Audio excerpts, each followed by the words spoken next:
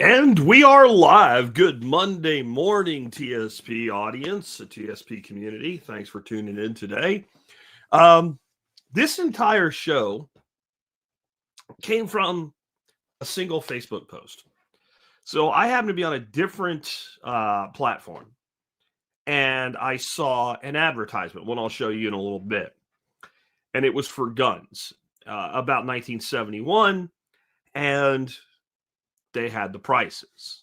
And you could buy things like, I'm going off of my head here because I don't have the ad in front of me, but I think like a Winchester 3030, just as one example in this ad, was like $80. And some of the people that saw the post, both there and on X, said, but wait a minute, when you do the calculations for inflation, it's about the same price. Can anybody there in the live stream chat, there's only about 20 people as they continue to pour in a little at a time. Once you start, the notices go out, people show up. Anybody in there tell me why that's like not surprising at all that an item that costs more today compared to the time in the past would actually be pretty close to equal to inflation? Is it because that's how inflation works? Is that because the number is actually consistent with some level or degree of it? In fact, some people said, you know what, Jack, when you really look at it, if you like bought a Mossberg shotgun on sale, it actually costs less today relative to inflation. Really? So that led me to realize something, that in spite of doing this now for 17 and a half years, I've been doing this show roughly. It'll be, I guess the 20th will be 17 and a half years exactly. No, January 20th will be 17 and a half years exactly. So by next month, it'll be 17 and a half years. By this summer, I'll be doing this for 18 years. On some level, I guess I failed. Not horribly or anything. I mean, the fact that people in my audience, people that follow me, would do the math, I applaud that. And I'm being serious. I'm not picking on anybody here.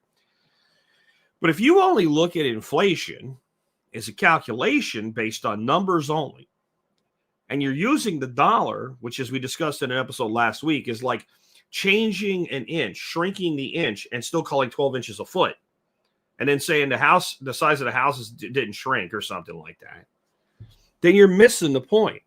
How do you get money? Where does your money come from? Does anybody here have a money tree? Like you go outside and there's just money growing. Remember, if you're a Gen X, your boomer and silent parents used to tell you, money doesn't go on trees, right? And they're right. Like, I don't have a money tree. Yeah, and I do okay for it, but I ain't found a money tree yet that actually grows money. I've had to grow things that are valuable that can be exchanged for money, right? Or replace things you would have to buy with money. But I've never had a tree grow me money. I never found a seed I could plant, and then the money just springs up out of the ground. I wished for money. It did not rain down on my head. Like, I don't know about you, but all the ways that I've got money involve me doing something for it. Now, as an entrepreneur, it's not that direct exchange correlation of hours worked to dollars earned. I made money yesterday while I was watching my granddaughter do gymnastics. I got some sales that came in on the alert on my phone, right? So I've broken free of that, but most people haven't. And when you're judging something on how it impacts a country, you shouldn't judge it on how it impacts people who have broken free of the system of control, at least to some degree, entrepreneurs, the truly wealthy, things like that. You should judge it based on the way it affects the average Joe. So how does the average Joe get money? Where does it come from? Well, unless they're on welfare or something like that, they go out and they work and they get paid by the hour for it. And there's an interesting thing that happens when we calculate the cost of things based on how long you have to work based on a median salary today versus how long you had to work based on a median salary in, let's say, 1970, which is what I use for my calculations. And we're going to get into this in a minute. I'm going to tell you why, like, this should actually make you more horrified than it probably will. Because I don't think there's anybody that would tell you 1970 was a good year in America. It wasn't. What happened in 71? We left the gold standard. Why? The economy was dog shit. The entire 70s were a terrible economy. The economy was still dog shit, in 1980 when Ronald Reagan took office. Remember that? Some of you don't, but some of you do. And 2 years into it, people were saying Reagan was making the economy worse. It wasn't until about a year before his reelection that things started to turn around. So when we look at it that way, these increases over that time are worse because it wasn't a boom time in America at all. If we were to go back and redo these calculations in 1955, and the reason I didn't is because the ad was 72. 70 was a nice round number coming off of that. It gave us a direct, 55 years in time differential between today and that time. And actually getting the numbers to do these calculations was hard enough to keep like for like comparisons from 70 to 2025, let alone 55. But if we did this in 55, when the economy was good, when we still had silver in our change, when we were still really on some version of the gold standard, not the pretend gold standard, right? We went to the pretend gold standard and the pretend. So we were on at least the pretend gold standard instead of pretend, which is what we ended up on in the 60s, which is how we ended up with no gold standard by the 1970s when Nixon called time of death. So what you're going to learn today is, well, it's actually frightening. And some of you that are really, really hard on these, and I admit a lot of them are idiots. These idiots that went to college and have degrees in nothing, and they're complaining about their student loans. You're going to have a whole new, if you like put yourself through college or some shit, I want you to tell me how you would do that today with the same way that you did it back then, like working the same kind of level of a job or something like that. Or if your parents helped you out, you paid half of your tuition and they paid half, and maybe you borrowed a little bit of money and then you paid that off in a couple of years. I want you to tell me how you would do it today, because the numbers I'm going to give you are going to break your neck with the way they're going to snap you back. I'm telling you just that. And then, of course, we're going to go into, well, what do we do? Because we ain't going to fix the problem. The problem will have to go through numerous resets, and they're going to be very painful. And what do we do to build for our future, depending on how old we are, too? Because, for someone like me, I don't like this, right, and how it impacts me. But the reality is I'm going to be okay no matter what at this point. If I were 19, 20, 21 years old again, especially if I didn't know what I know now, and there wasn't somebody, like me and others out there, like at least you guys have the internet today and people that can communicate with you and tell you what's really going on and how to do something about it. I don't know what would have happened. I don't know if I could have ever built the life that I've built if I had to start at 20 years of age in 2025. I think it's a lot harder now than it was then in some ways, as we'll see today. In some other ways, there's more opportunity today, if you see it, than there's ever been in history. That's something else we'll talk about. Before we do, though, let's go ahead and talk about a way to preserve wealth as you're earning it. And one way to do that is to invest in precious metals, specifically silver and gold. And if you're going to be buying silver and gold, the thing is, buy from a reputable dealer. If you do that, most everything else takes care of itself, because silver is silver and gold is gold. A 1 ounce eagle is a 1 ounce eagle. You got it, right? A 1 ounce bar of gold is a 1 ounce bar of gold. A 1/4 ounce gold coin is a 1/4 ounce gold coin. They are the same. So what that means is, once you know you got a good dealer, why would you go to the dealer that charges you more? Well, you shouldn't. Why would you go to the dealer that charges you more and then charges you shipping on your larger orders? Well, you shouldn't. You should go to the one that charges you less and ships free. You should go to the one that gives you a discount on larger orders through your membership in my Member Support Brigade. So you got better pricing, free shipping, and a discount, and a company that supported this show going back to 2013. That's right. This company has been supporting us for 12 years in the world of podcasting. I also can talk to the owner directly whenever I need to if there's a problem, and I haven't had to do that in about 9 years. There was some little hiccup problems that were going on back in the very beginning. This company was really new at that point, and every time I reached out to the president of the company, his name's Michael, you know what he said to me? He said, Jack, thank you for helping me tighten my company up and making our service better. That's the kind of company you want to do business with. So if you want to preserve your wealth with silver and gold, go to jmbullion.com. Next up today is, well, we're going to talk about wealth today. So why not the Wealth Studying Podcast with John Pagliano? John is going to tell you this week, his latest podcast came out late last week, December 12th. It was going to college. Don't waste time or money. Now, this is actually not an episode on not going to college. It's an episode on, well, should you go to college, given what you are looking forward to in your life at this point? And for many people, the answer would be no, you should not. It will be a waste of both time and money. Check out John's podcast. Again, it's at wealthsteading.com. John is one of us. He's 40 years of investing experience, an entrepreneur, author, inventor, and founder of Investable Wealth, LLC. Check out John's stuff, guys. You really are going to learn a lot. And in his podcast, you'll learn things like what he's doing with his money and his clients' money right now. And a guy that has his track record of success, that might be something you just want to know. All right, so before we dig into this, I just want to comment on something here. Kevin says, good cold afternoon. It is cold. What the hell is going on? This is Texas. It's only December. You guys up north, like Minnesota and Wisconsin and over where I used to be from in Pennsylvania, whatever, your weather is drunk and stumbling around in Texas. Please come get it and take it home. It's welcome here in like mid-January, not right now. I don't know what's going on. Everything's frozen this morning and it's not fun.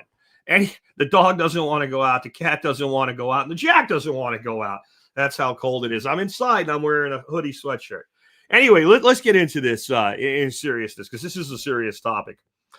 So, again, I found this ad, and let me put, if you happen to be in the video, you could see this, and I'm going to see if I can maybe actually blow it up a little bit bigger for you. That's too big.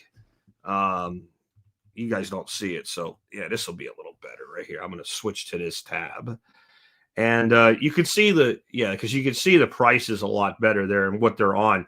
So for those that are listening to audio, I'll give you the gist. This is like a newspaper type ad or maybe a magazine, old, faded, yellowed. And it is for a company called Gibson's Discount Center. And they were, like a more independent, like a Sears or a Kmart, or we think is a Walmart today, kind of general store type situation, kind of a regional chain. They had an Ithaca pump action shotgun on sale for $109 in 12 or 20 gauge. At 1,100 Remington, and those are just one of the most perfect semi-auto shotguns ever made. $144. An H&R single shot, $35. A Remington 3006 in semi-auto, 742, $144. A Mossberg pump shotgun 12 gauge, $64.97. A Marlin 3030, that's a 336A. Lever gun. They still make that gun. Some very minor changes to it, including the cross block safety, which is retarded. $80. Remington 22 semi-auto, $50. An H&R 22 9-shot 5.5-inch barrel pistol, $40. And a Sterling 25 auto, which I would never have bought, no matter how cheap it was, because it's junk, but $35. Now, like I said, correctly, some of the people at both X and Facebook did the math and said, hey, when I account for inflation, some of these guns are about the same price. And like the Mossberg, the price actually went down relative to inflation. Let's talk about, first of all, why something like a firearm would be less affected by inflation than many other things. First of all, these guns, like I said, were largely unaltered. Many of them are still made almost exactly the same way that they were made.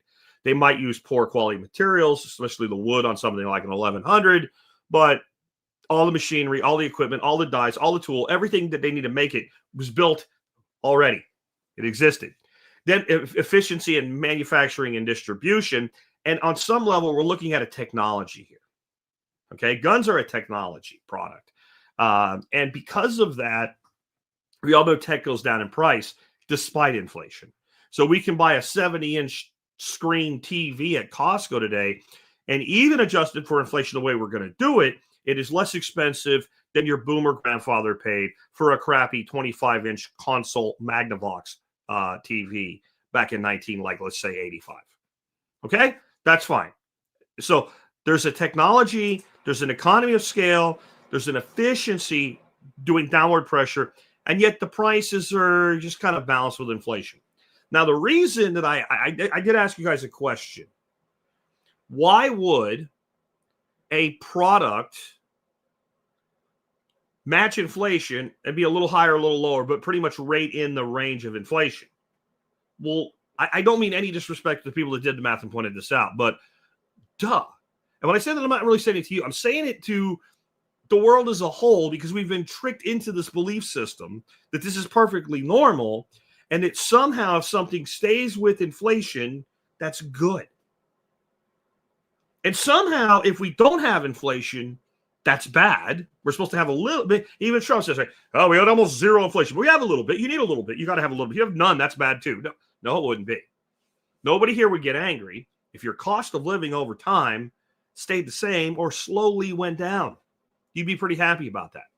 And I mean your actual cost of living, not adjustments you make to your income, savings, and distributions so that you feel that it went down. I mean for everybody. Nobody would bitch about that except the people in charge, because it's part of the mechanism of control. I want you to think about it this way. Like when you write a compensation plan for a salesperson, you build breakpoints into it to push them to do more. But what you also build is an out for yourself, if you're a scumbag employer, which 99% are, that works like this. Your year's over. Here's all the money we promised you, but now here's your new plan. You have a new quota, and even if it's the same plan, by just raising your target, your metrics to make the same money get harder. Why do we do that? Well, we do that because if you have a really good salesperson, they build up a big enough book of business, 4 or 5 years in, they're kind of in maintenance mode. Like they'll pick up some new business here and there, but they're not going to hunt like they do in the first year. That first year, they're out there hunting. By the 5th year, they're farming. They're making sure they get reorders. They're making sure their customers stay happy. And what a company should do is hire a new hunter to go out and do the same thing. But instead what they do, they keep making it harder for you to make a living, no matter how much money you've made them in the past, and continue to make them. And they do that so you'll keep hunting. They want you motivated. They want the carrot out here dangling in front of you, the carrot you'll never get to. The driver's got the stick. You're pulling the driver. You're pushing the carrot while you're pulling the driver, right? This is what they do to society as a whole with inflation. It is a byproduct of the system itself. But the people that built the system knew what it would do, and they were completely at peace with it, right? They were totally at peace with this because they were the kind of people that thought this way, that we always have to keep the carrot in front of the horse, so the horse will keep pulling the carriage that they're riding it. Because that's what we are. We're a bunch of freaking livestock that moves the needle for them. So if we're going to actually measure the cost of something like those guns, then we need to measure it in how long does the normal person need to work in order to buy the thing? How many man hours, how much of your life force goes into buying any product, no matter what it is, right? It doesn't matter if it's a gun, right? It doesn't matter if it's a phone. It doesn't matter if it's a little tool. How long did you have to sacrifice of your own labor to store up enough battery to then redistribute that energy that you gained by expending your own energy, that exchange you made, to buy the thing? And when you look at it that way, everything changes. Those guns in general went up only, and I say only because this is actually a good number. You're about to see how good a number this is. They only really went up 10 to 15% in hours worked.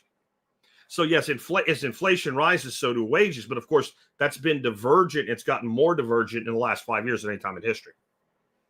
Thank you, Mr. Potato Head. At least he's gone. That's all I can say. So we have to measure it in time. And this is the one thing you can never get back. You can make $1 million and squander it in a month. And if you knew how to make $1 million once, you probably can make it again faster than you did the first time. This is why the lottery winner goes broke and stays broke for the rest of their life. They never learned how to make the money. And they never had an appreciation for the sacrifice that goes into $1 million. So when they win $1 million lottery, they go piss it all away and they end up broke.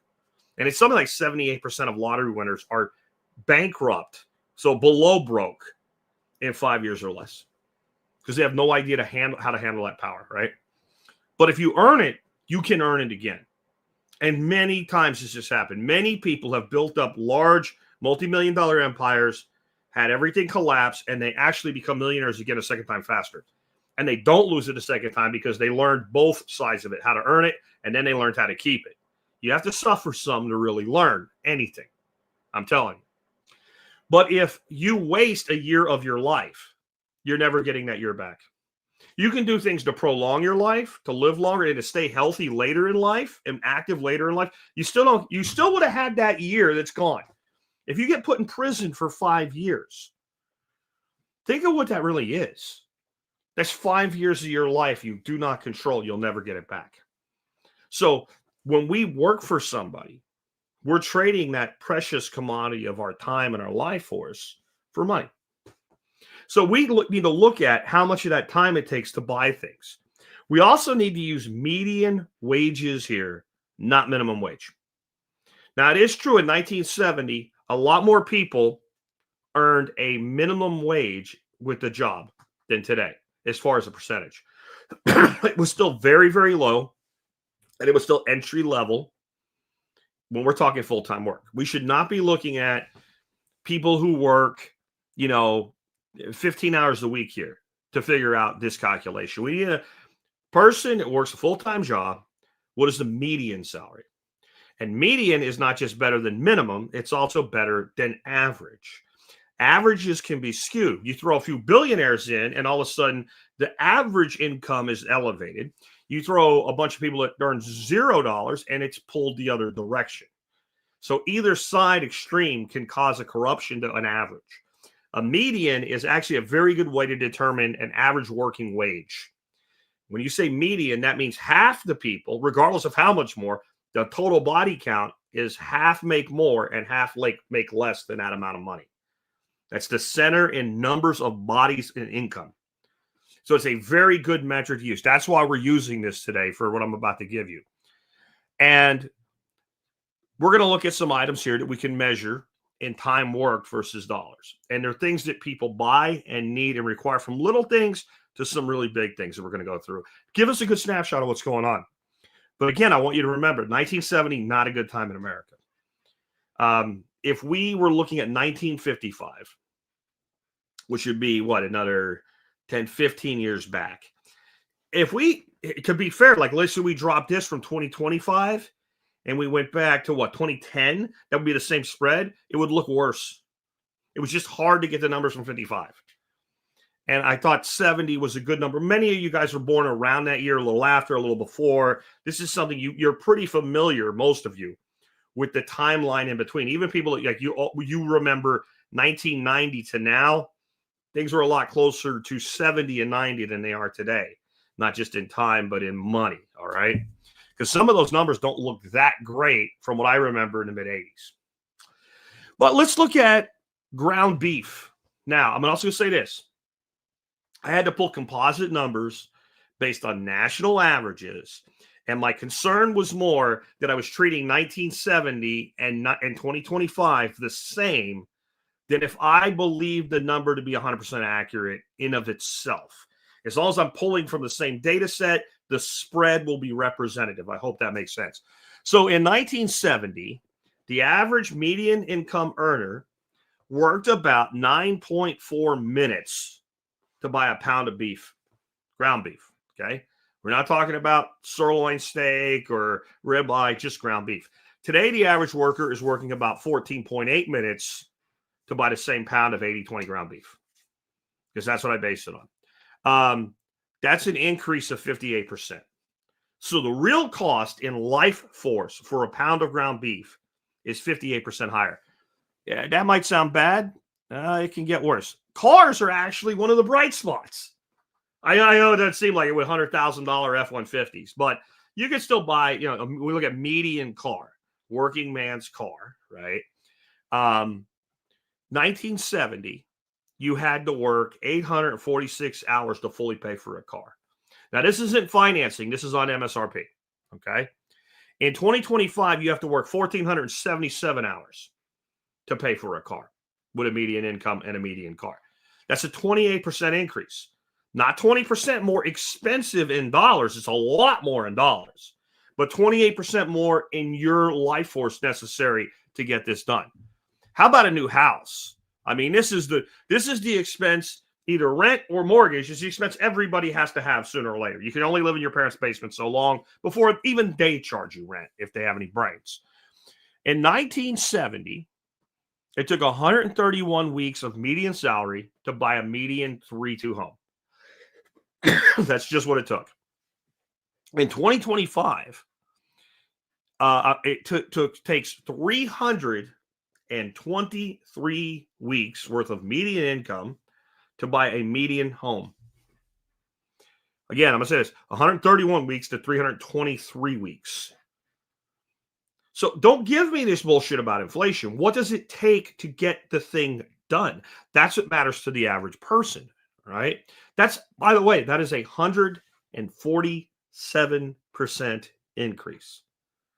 You have to work 147% harder to buy an equivalent home. And I tried to be equivalent with square footage, bedrooms, and baths. I based this on a 1,400 to 1,600 square foot 3-2 home, national average prices, median income 70, median income 2025. So again, you might not agree with this. You might think you have to work harder, a little bit less, but the spread is based on equivalencies on both ends of the spread. How about, for renters, 2-bedroom apartment? In 1970, you had to work about 25 hours of your month of your work went to your housing to rent a 2-bedroom. 25 hours. So a little more than half of one of your week went to just your housing.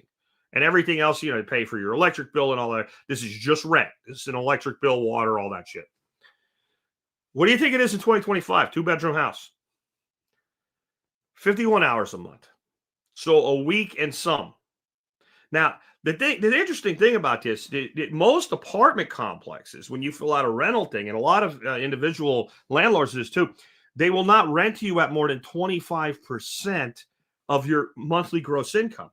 Right there, the average is above what used to be a standard that if you can't meet this, you're out.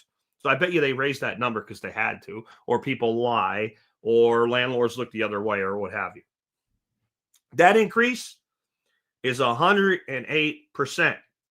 So to rent somebody else's basically big giant room, a 2-bedroom apartment, right? You got to put out 108% more effort than you did in 1970. 4 years of room, board, tuition, and books in college at a public university. This is the one that you're going to have a new appreciation for all those whiny ass little bitches who can't find a job other than Starbucks crying about their student loans. Remember, we told them, when I say we, I mean collectively we, the whole country, their teachers, their coaches, their parents, their guidance counselors, their ministers, everybody told, every child should go to college. Johnny, you'll end up being a janitor if you don't go to college. Shit like that, right? Okay. It took 370 hours of work at median income, 370 hours of work at median income to pay for a college degree in 1970. Okay. What do you think it's today? This is based on about $80,000, which I think is low. But I went like to like comparison. 2,956 hours. Increase 699%. I went to 2 different AI tools and checked the math. They both said, yeah, this is valid. That can't be right. It is. It's almost a 700% increase in what it takes in your life force to pay for your college. But wait, there's more. Okay. In 1970, only about 10% of graduates left school with debt, which means 90% of people were able to work and pay their way through school in 1970. 90%. Now, you also had more Pell Grants and things like that, so there was assistance. But whatever was left, 9 out of 10 college students left school with zero debt in 1970. Zero. Today, 70% of grads leave with debt. That was the only number I could find. It was repeatable. I find it to be low. I think that number is wrong. I do not think 30% of people are paying for their school. It might have something to do with the number of people who are counted as students, but not holding debt because they're foreign exchange students, so their debt's from somewhere else, or they're on some sort of other way that it's being paid for. I was unable to correct that. But even going 10%, 90% pay-go to only 30% pay-go, that just makes that number worse, because my 699% increase does not include how much it actually costs you to service the debt over 10, 12, 15 years or more. Some of you have your college debt around so long, you might as well name it and call it a pet. I want you to read, and Kevin's right, to pay for your indoctrination. The more indoctrinated you are, the more valuable you are to the system that indoctrinates you. Isn't that shocking? Okay, so what does this mean? And what should we all be doing about it today? I mean, if we got something that bad, we got to do something. And there's only so much we could do. First step, obviously you should make as much money as you can. And you should curtail your spending as much as you can without turning your life into where you look like I do right now with my Santa beard. You feel like you're a homeless guy on the street, right? We don't want to go that far down with cutting, but we need to cut. But then we need to think, well, what do we do with the money that we actually earn that we don't spend on things that are required spending, like mortgage or rent? Like, we don't really have a way to not have that expense. Some way we have to pay for housing, right? Well, I mean, the first thing we're going to do is we're going to stack real assets, not cash. And to do that, we need to know what an asset is. And when I said assets, I didn't just say an asset. I said a real asset. And this is an important distinction. If you buy something for a business, like a real big, giant $100,000 vehicle, truck, right? On your balance sheet is an asset. It also depreciates, and you cannot borrow against it other than to purchase it. And even if you put it up as collateral on a loan because you take really good care of it, you completely pay for it, and you need some money, so you want to put it in hock, basically, you can't get a normal type of loan on it. You're going to get basically a pawn store, pawn shop store interest rate, even if you're not going to a pawn shop to do that, because don't do that. I'll go to a pawn shop.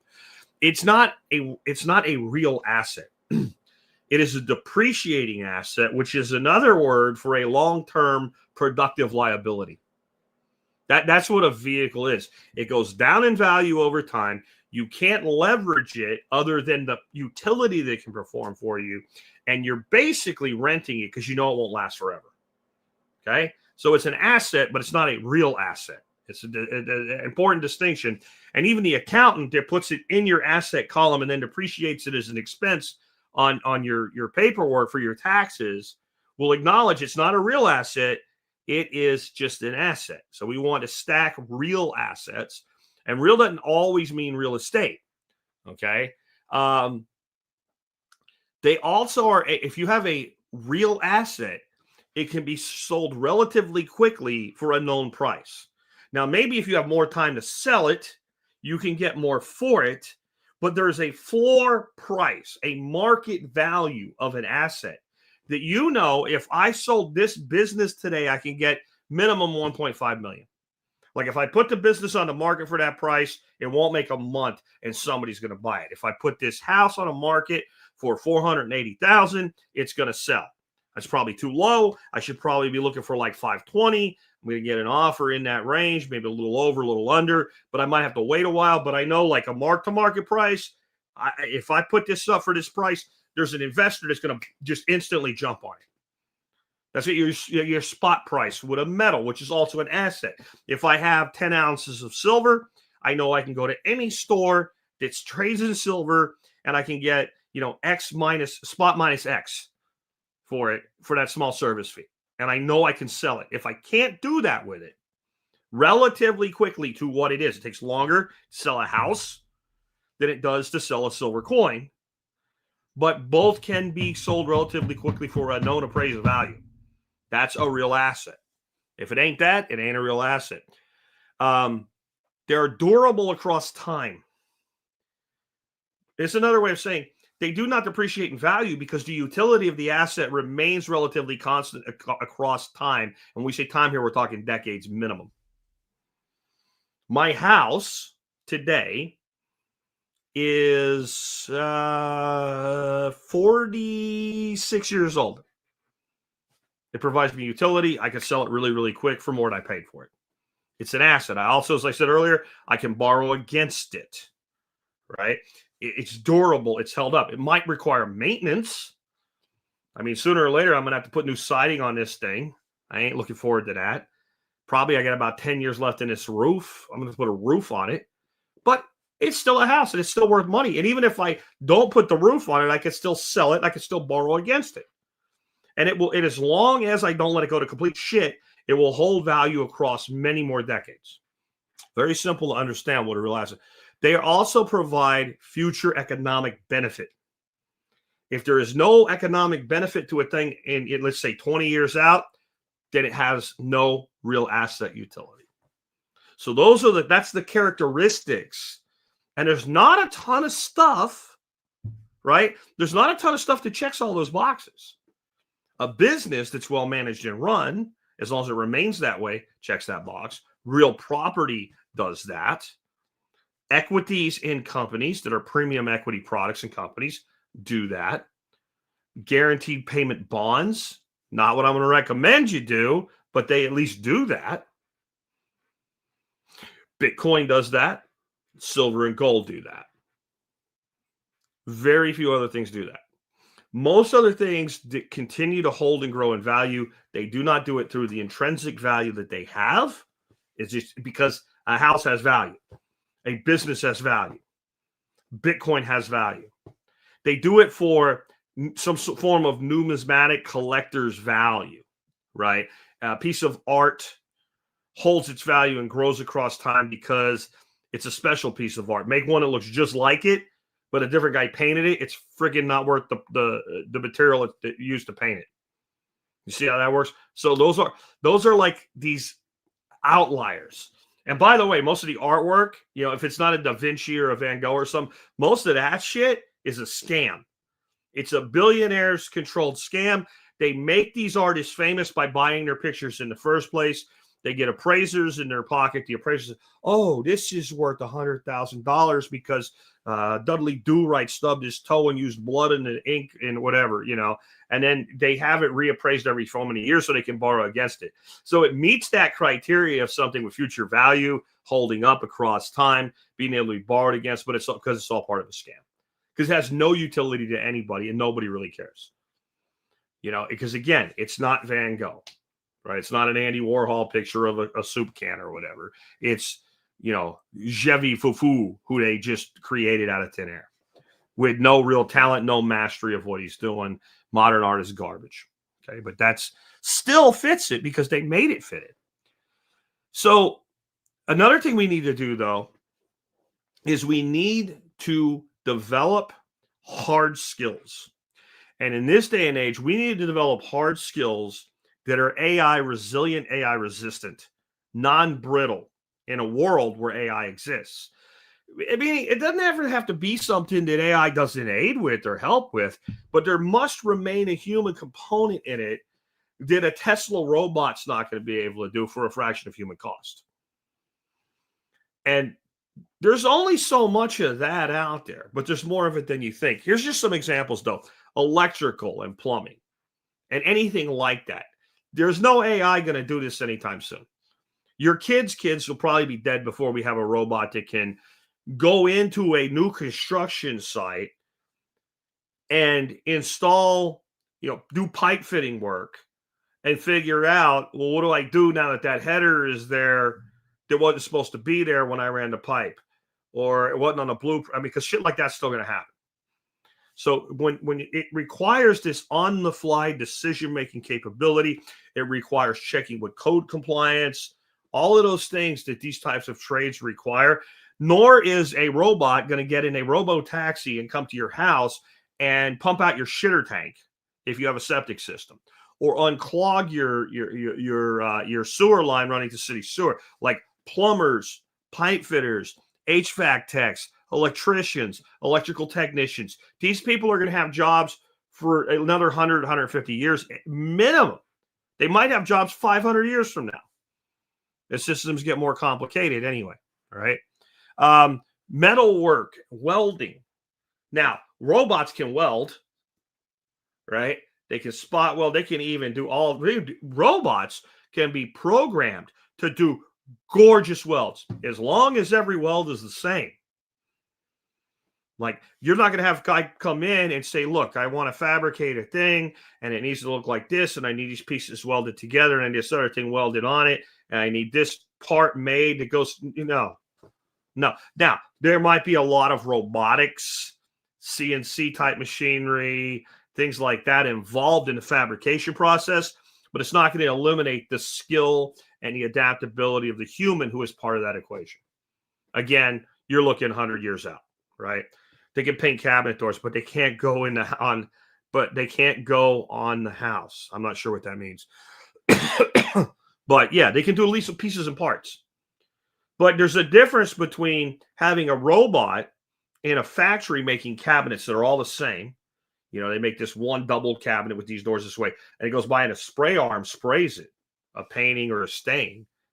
And a guy that goes into a house, measures your kitchen, and custom builds cabinets, because my kitchen, all my cabinets are custom, because everything off the shelf didn't really work for what I wanted. And if you're going to be in a cabinet business, you don't want to be in the freaking pre-fit cabinet business anyway. You want to be in a custom business, carpentry, cabinet making, things like that. Diagnostic mechanics and machine repair. Yes, there's a lot of technology today that will tell you exactly what's wrong with your car. New little things you can buy on Amazon for not much money. You plug into a port on your car, it tells you what's wrong with it. Yeah, they don't work for everything. And sometimes the error codes they spit out are irrelevant and not really, doesn't mean anything really needs to be done. That just means the car's computer's saying it. It doesn't mean that it's true. Being a good mechanic, and I don't mean just a car mechanic. I mean any type of person that we would think of as being mechanical. Somebody that works on elevators, someone that works on all that robotic equipment, right? Yes, there's a lot of code driving it, chipsets and all. There's also a lot of mechanical gearing. And when it breaks, it can't fix itself. So the person that can look at a mechanical system, whether it's on a car or a tractor or a boat or an articulating arm in a factory, and figure out what's wrong with it and fix it, that person is not going to hurt for work. Right? EMS skills that involve direct response. Everybody's talking about how AI is going to replace doctors. AI is going to replace the doctors we shouldn't be using anyway. AI is going to be replacing the doctor that right now is probably using AI to get out of medical school. That's the doctors that are going to be replaced by AI. The doctor that you go in and you say, I have this wrong with me, and they just go, yeah, it's this, and that they don't listen to you. That's what AI is going to replace. And it will probably do a better job than they do. It's also going to rigorously follow the freaking code of medicine as it is written by the people who sell the drugs, the medical devices, and the treatment. So they're not necessarily the doctor and that's what the doctor you go to right now does. You don't want that doctor. So doctors are still going to have a place when you're going to be looking at a lot more opportunity for like direct primary care doctors, like my wife now has. She's like, but I have everything paid for by Medicare. I don't give a shit. I don't care. Karen What's-Her-Nut gets replaced 6 times a month at your clinic that you go to or whatever. I had her get a guy, so you go to this guy when you need to go to the doctor because he's going to see you. You're going to pick the phone up, you're going to call him, he's going to answer the phone himself and help you after hours. That's who you need. That type of doctor is going to still have a place. It's going to be the mass market medical. A lot of people are going to get wiped out. You're still going to need nurses and attendants and stuff like that. People to run things like MRI machines and stuff like that. People to interpret the results with the assistance of an AI. So there's still a future in medicine, but it's not what it used to be. But the emergency medical skills, the trauma surgeon. If you're going to be a surgeon, be a trauma surgeon. Right? We're going to have robotic machines, not in the hands of a surgeon, but in the hands of a computer to do things even as advanced as organ transplants, and not that long in the future. Long for me, right? I'm old, right? But for the person that's in high school thinking about what to do with their future right now, is going to go to medical school. They're looking at what? They got to get out of high school, 4 years of college, 4 years of medical school. Then they got to do a year residency and minimum 4 years of internship, or they do a year of internship and 4 years of residency. And more than that, if it's surgery, it's more like 7 years of residency before you're fully like free to fly. And if you go into general surgery, I don't know that you're going to have as much to do then as you would if you were in a trauma surgeon role, where the guy comes in with an axe in his head, right? The computer can't figure out what to do about that. That has to be done hands-on. And the guy that rides around in the ambulance, right, the paramedics and things like that have to go into these situations and bring people out of them and try to keep them alive until they get in the hospital. That skill set is not going anywhere due to AI. Artisan and craft work. Anything from things, crafts, things that you handmade tools that are in a specific niche, to foods, whether it be unique foods that you're growing or producing or value-added products that you're putting together. This is a place that, the person who wants to go buy bread, right? And they go to, Jason Fletcher's bakery or whatever, or Redstone Bakery or something like that. And it's an artisan bakery, and they're making the wheat, or they're making the bread with like an einhorn or a spelt wheat, right? Einhorn wheat rye blend sourdough, right? And they're paying $8 for a loaf of bread. They do not give a fuck how cheap, Wonder Bread is at the grocery store, or Arrow Wheat, which isn't wheat, would list this long. They don't care.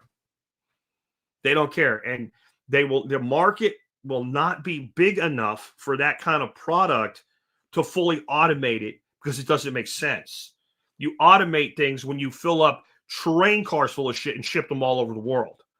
You don't automate things that one store sells that's unique to that store. It doesn't make sense. So anything that's artisan, truly artisan, and has enough horsepower of people with money who want to buy it, that's very AI resistant. Even though a lot of AI could be used in that business could be marketed with AI.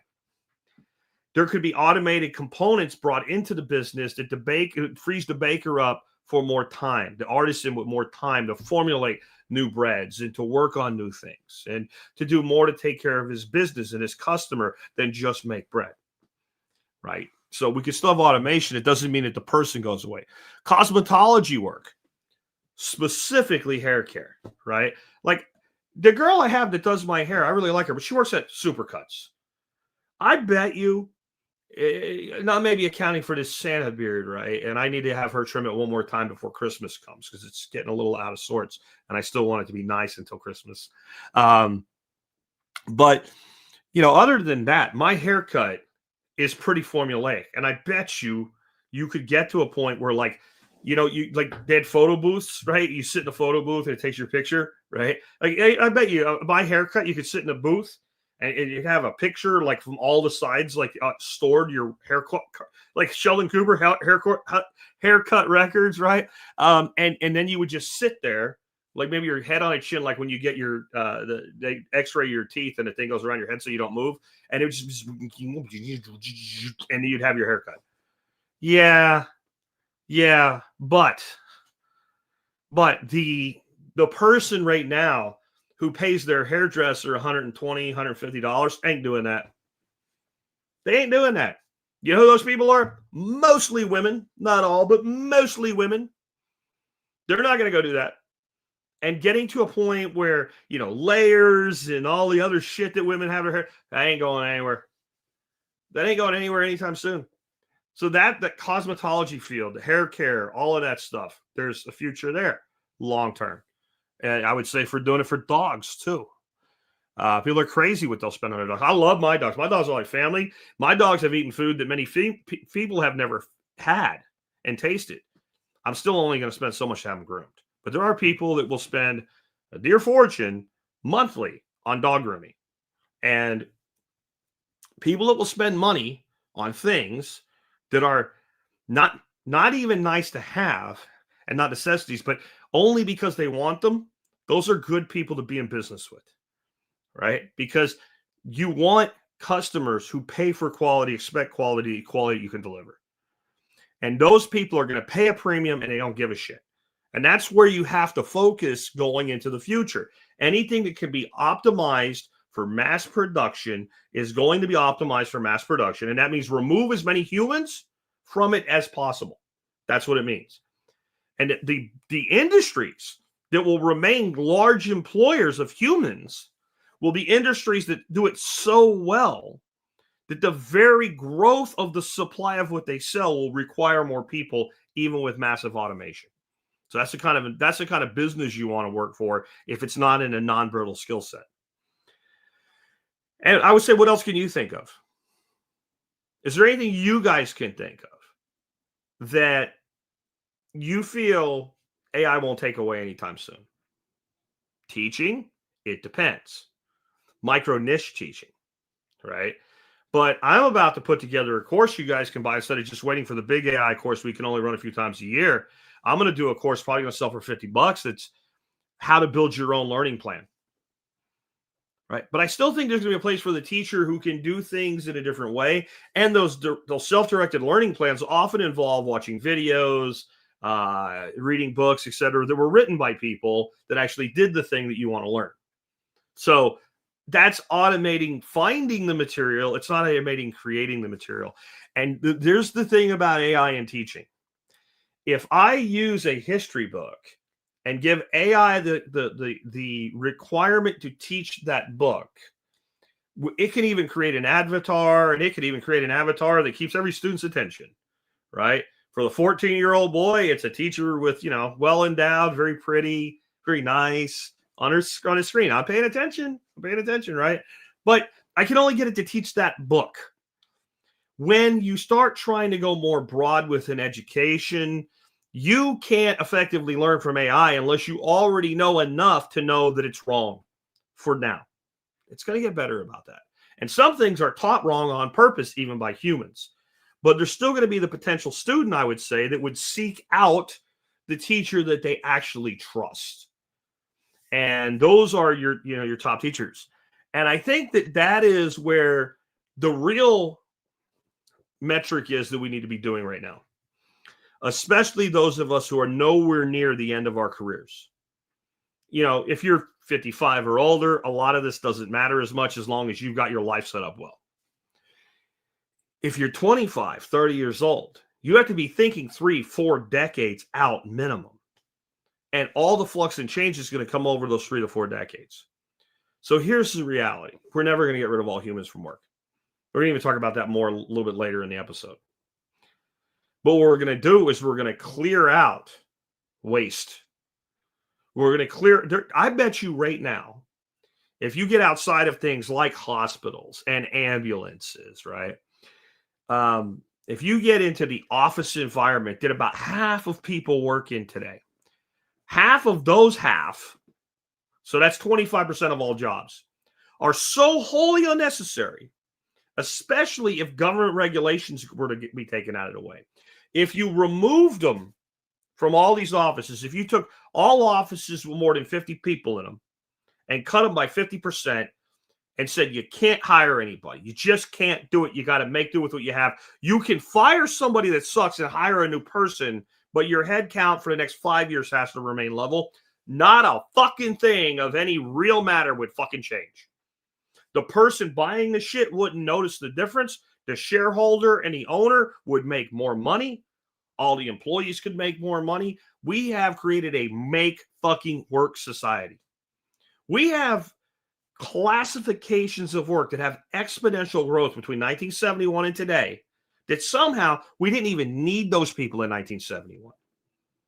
Like HR Karens. We have more HR Karens today than we possibly need. Lawyers, we have more of them. And by the way, AI can knock out all of the value of, let's say, 50% of your lawyers. And a ton of what you think a lawyer does is actually done by a paralegal, and we can really replace them with an AI unit. Or we can take one paralegal and give her AI or him AI, and they can do the work of 10 paralegals, thereby giving us 90 people, 9 out of 10 people we can flush out of that system. It is too much government nonsense, baptizing fire, saying that's a big part of what I'm talking about. But as you automate processes, those are the first people you can get rid of. If I can automate the compliance, then I don't need the person anymore, and then they go.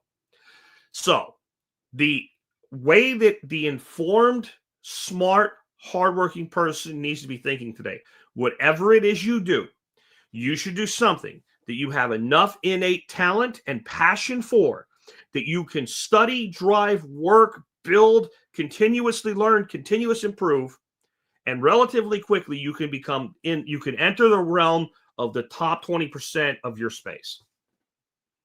Most people never even think about that. Oh, they think about getting promoted at work because it's more money, but they don't really think about the plan to get there. Hey, I show up all the time and Bill's an asshole. Why don't you promote me instead of Bill? But the person doing this, even if they're thinking about getting to the top 20% of their company, they're not talking about the top 20% of their industry. You can be a top 20%er in your company, but if your company is at the bottom 50%, what does that say about you? What does that say about you? Where would you rank? Like, we rank chess players by a score. Like, if a 2,000 was a perfect score, that would be your top 1% or all 2,000 or above. You're going to rank like an 800. You ain't even close to the top 20%. Top of the company, but not top of the industry. That might sound like you're shooting too hard. You know where you should be shooting? 20% is a minimum to be non-brittle going forward in this world. To be a top earner and non-brittle in your space, you should be shooting for top 5%. Not necessarily earning, skill, knowledge, ability, and reputation. Now, here's the thing. Skill. That is a matter of continuously getting better at what you do. Now, since I don't know what you do, you have to figure out the thing that it is that you do, right? And how do you get better at that skill? Knowledge. Again, knowledge is pretty simple. It's more information about your space, your responsibilities, etc., right? All the things I said are things in your control. Not just that you can influence, you can control how much you learn, how long you work, how much extra you do, right? Reputation. Reputation is mostly about always doing well, but also making sure that people know that what you did worked out. That can be done largely with things like a social media presence. What you can talk about. Successes, talk about your successes. You know who doesn't have a good reputation? My company sucks. Everybody here's an asshole. No one appreciates how wonderful I am. Bullshit. You don't have to praise your company to praise the things that you are doing for your company, but not be negative about your company. Because if you work for Spacely Sprockets, right, and I'm Cogswell Cogs, and you're always talking about how bad Spacely Sprockets sucks, a little pop culture Gen X throwback here, right? I don't want to hire you to come make my cogs, because you're going to come over here no matter how good you are. You're going to go out there and talk about how bad we suck. Because I know that's a you problem. It's not a me problem. And it's not a Spacely Sprockets problem. It's a you problem. In writing my book, I am opening my chapters with a quote or two. And one of the quotes I just used in the book is, you do not see things as they are. You see things as you are. So if you're a positive person, you see positive things. If you're a negative person, you see negative things. But reputation is about seeing the positive and marketing the positive. When you get a new certification, you should talk about it, right? People start to your name and accomplishment start to come together.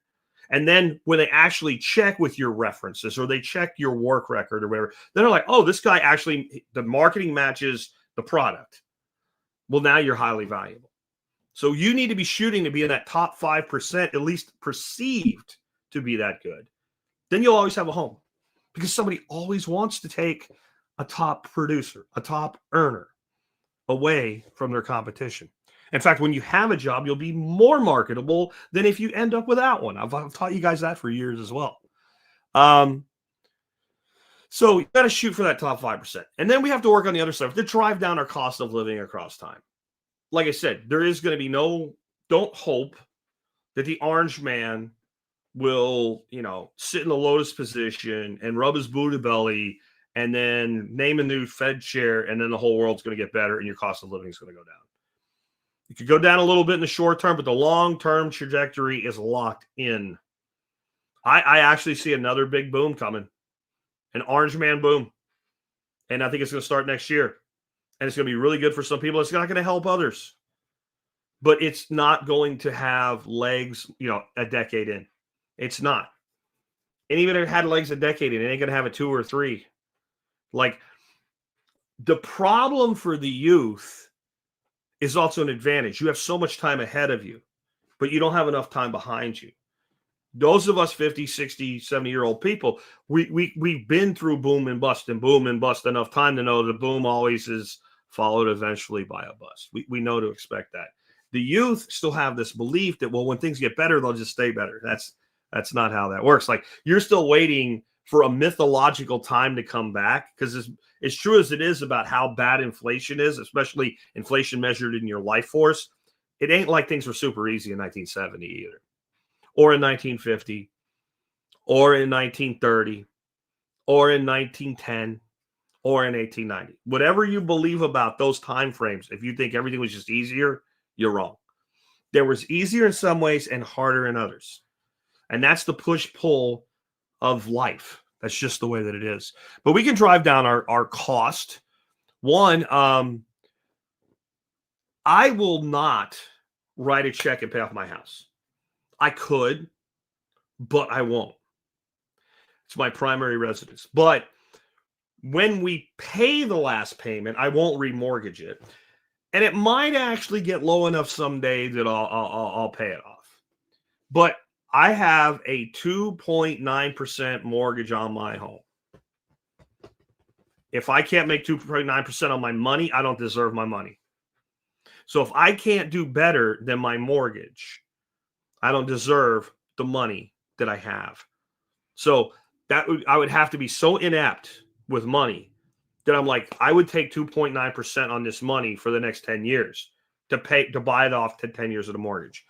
But as we pay off housing, we shouldn't continuously remortgage it, because all we're doing is resetting and losing. The only advantage inflation gives a homeowner is that your cost of living does go down across time.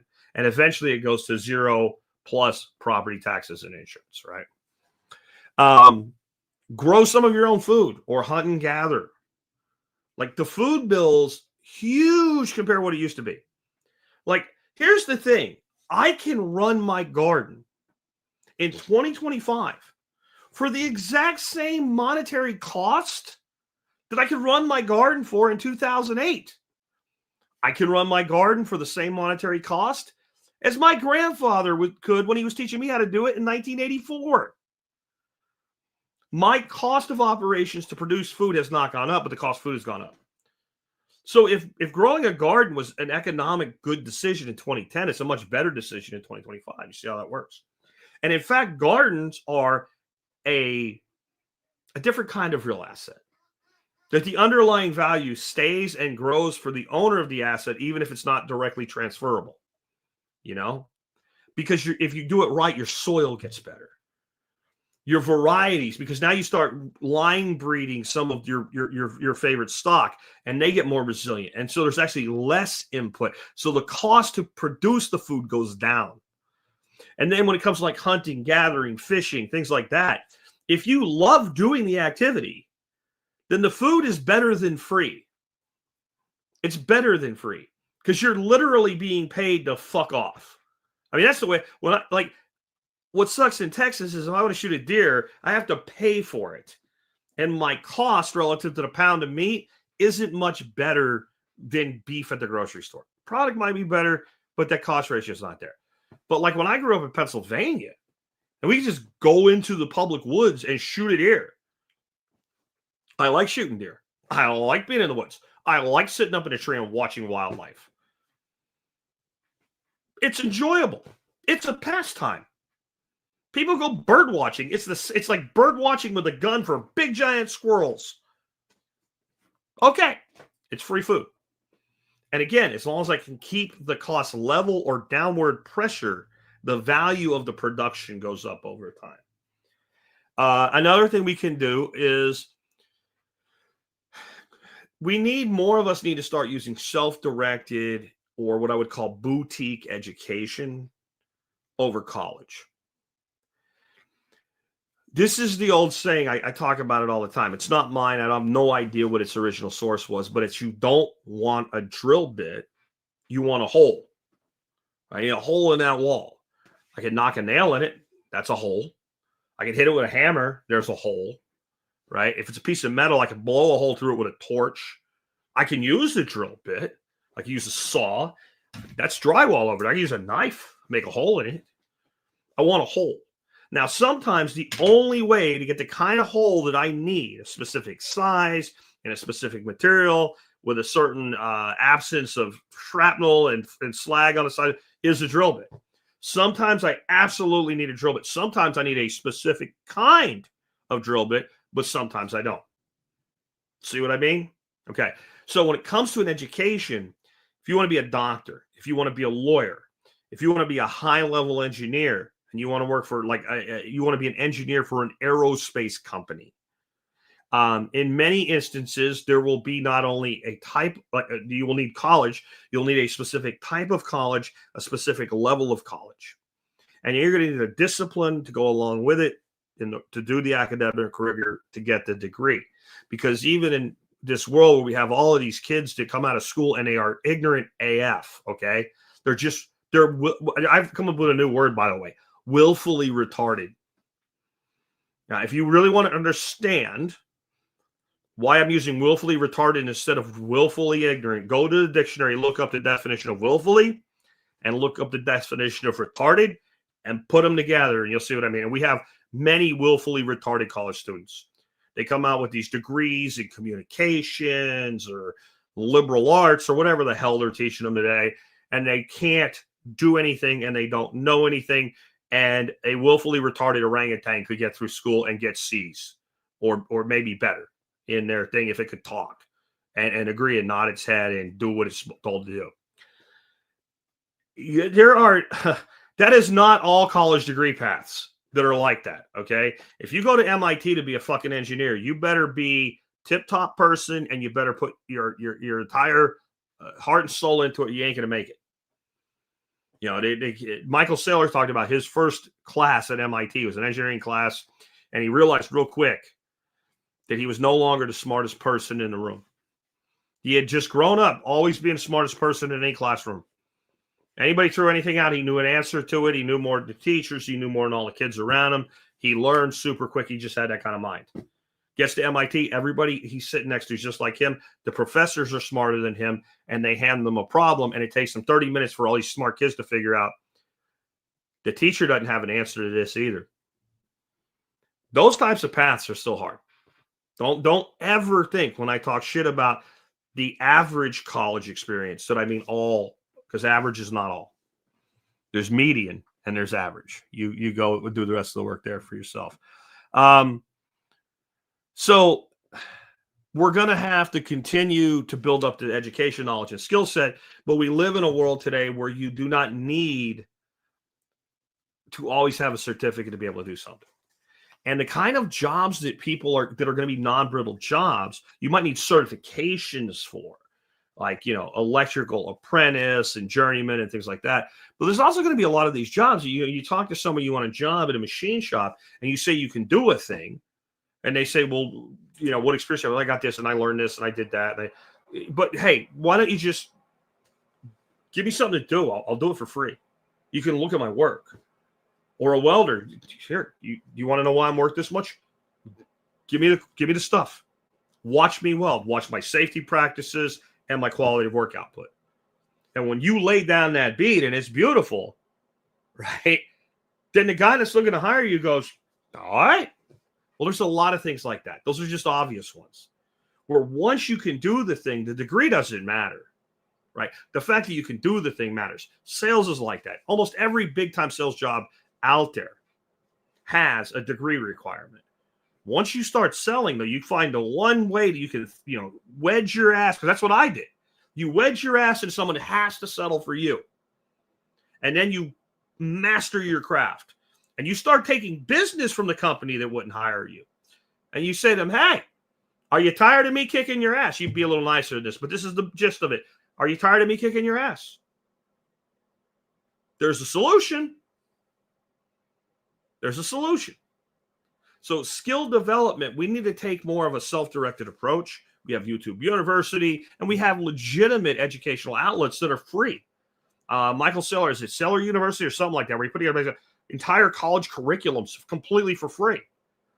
We live in a world where we can move around data, where everybody can have the best instructors, and we're still spending $20,000, $30,000 a year to tie up 4 years or more of our life to go live in a dorm room and go from classroom to classroom and spend so much time there that we don't have time to earn income while we're learning.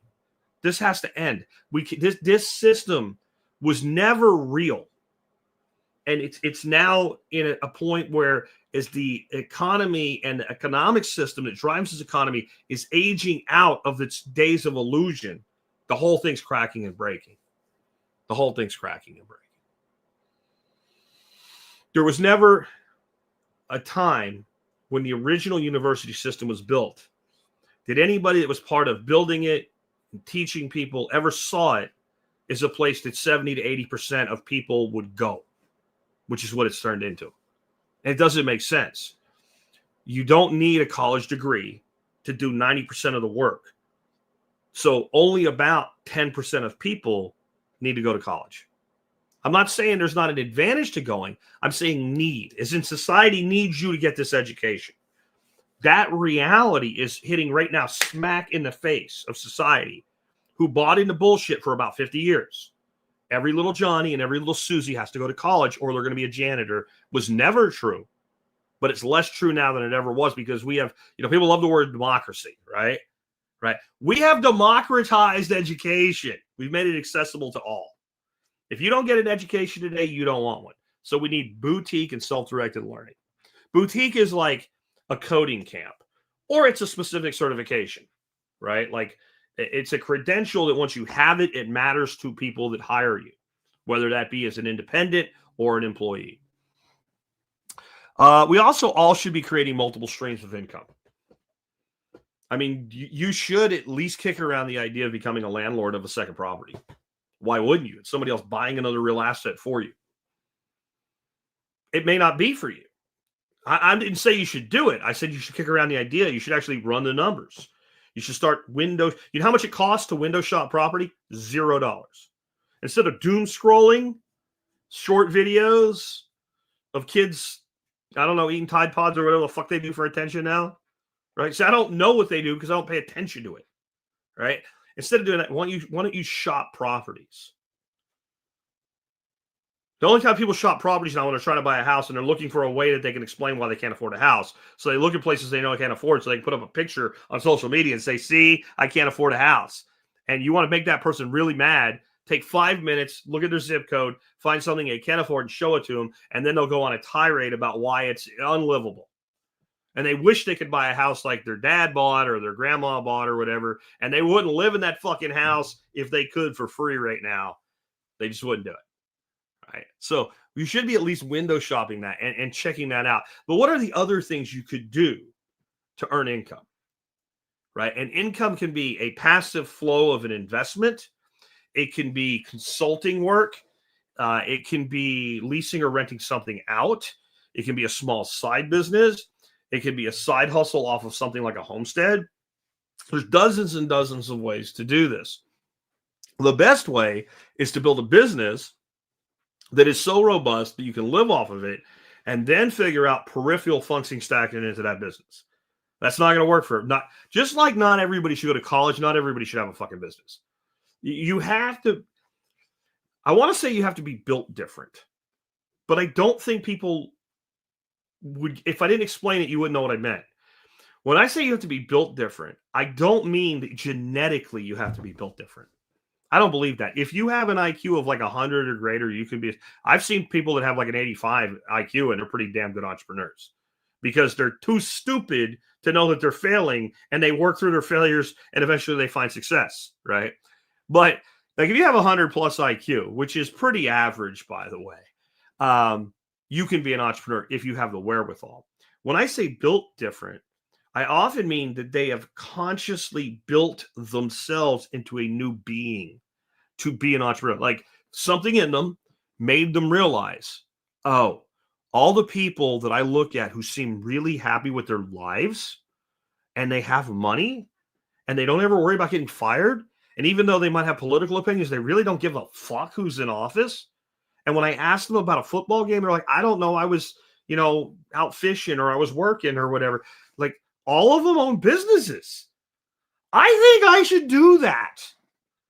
And because they have that epiphany, they say, okay, I'm going to try to have a business. And they try to, set up some little, like as a kid, you do like a lemonade stand or they, this is actually hard. And then they bifurcate. Half of them just fall back into the world like, I better get a job. And then half of them keep pursuing this, even if they get a job. They might work for 20 years of their life working for other people, but it's always there. And they're working on improving themselves. They're constantly working on their internal dialogue. They're constantly learning techniques. They're constantly window shopping business models. They're reading books. They're listening to audiobooks. They're looking at success stories. They're deeply curious as to what, and because they do this over time, they build themselves anew. So when I say they are built differently, I mean they're built differently because they chose to build themselves differently. And this is no different than you have two twin brothers, right? But they're separated at birth and they grow up very similarly, but they're not talking to each other. So they don't have that sibling rivalry thing going on.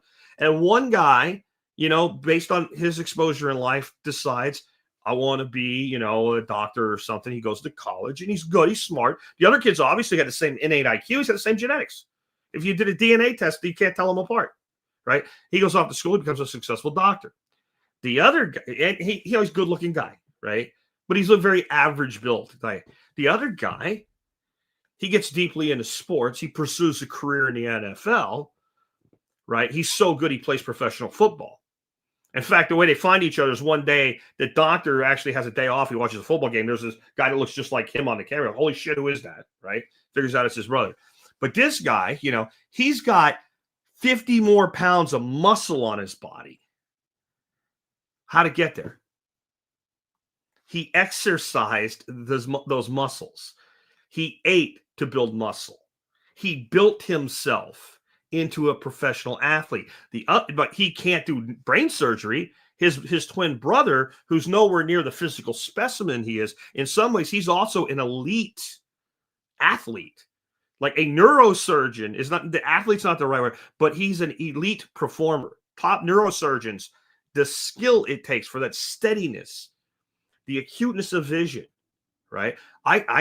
One of my friends was a surgeon who ended up with a very severe injury to his left hand and had to sell his practice. Because if he went to a doctor today and examined his hand, they would say you have full mobility in your hand. You have full use of your hand. But he doesn't. Not the fine work of a surgeon. Doesn't have it. So both of those people built themselves, even though they started with the same DNA. So if you want to be an entrepreneur, you have to build yourself into an entrepreneur. You don't, nobody's born one. Some have predispositions, just like some have a predisposition to be a football player, or some have a predisposition to be a martial artist, or some have a predisposition to be an artist or a vocalist. But you still have to build yourself to become great. And the beauty of an entrepreneur is it's not like being a vocalist. If you're going to be a vocalist, you have to have a good voice. You have to have at least a voice that can be trained. And like, I don't. Trust me. You don't want me to sing. And you don't want me to sing Happy Birthday at half the volume of everybody around me in a group. I'm that bad. So I could never be a vocalist. But there is no one that can't be an entrepreneur if they're willing to do the work, because you have 1,000 different ways to go, and you can find something that you would be good and passionate at. That is your number one way out of this mess, if you're willing to do it with multiple income streams. And here's the thing. The truth about the future, it's fucking terrifying. But we should be bold anyway. Because there will be success stories in the future. Huge success stories, small success stories, mid-sized success stories, lots of billions globally, billions of success stories. There's no reason one of them can't be you. But it's still terrifying. And here's what I mean. There's no going back. Like, I do think some of the things that Trump is doing will be economically effective if he quits fucking around with foreign policy to the point where he's fucking risking everything. Because like the blowing up the Venezuelan drug boats and shit and then bragging about it and video getting out like that, this risks impeachment going into his after the midterms and things like that in a very real way. And you quit saying stupid shit, you know, and quit funding Ukraine while you say you're not funding Ukraine because the NDAA that the Congress just passed that he's going to sign, he's got like $300 million a year for the next 2 years for Ukraine. So, like, even the things that are working are not going to really work long term. I don't think anyway. We don't bet on it. Let me put it that way. You know, Lynn Alden, very well known economist in the Bitcoin space, often says nothing stops this train. And people think that Lynn's talking about Bitcoin. In other words, Bitcoin's great. It's going to go up forever. Well, the determination in that is actually the same. But when she says nothing stops this train, it's a negative. It's not about Bitcoin. Bitcoin's just one of the alternatives to the train. The train is the devaluation of your money. Nothing stops this train. It's going to run right into the ground eventually. It has to. There's no other place for it to go. No currency ever built on a fiat system ever survived. Why would we're so special? We're the ones that can do it. It's nonsense to believe that. So there will be an eventual reset or series of resets economically. We don't know when. We can't know when. I get the question all the time from people. How many years do we have? I was asked that question the year I moved here, so it would have been 2013, by a very well-known author, a gentleman named Brad Thor. Brad was at my house for an after party from a big event. And he said, Jack, how long do you think we have left before the economy completely comes apart? And I said, I don't know, but at least 10 years. I completely turned him off at that point. He didn't really want to talk to me after that. He thought I was crazy. I said, I think it's longer than that. He could not get his head around it, that it was longer than 10 years. Well, here we are, 2025. It's a shit mess, but it's still functional. It still works. You can still go get shit. Your money's worth less, but it's not worthless. Yeah. So it could go another 10, 20, 30 years. I don't know. I know that there will be periodic resets along the way. We got to this full fiat economy over a period of time.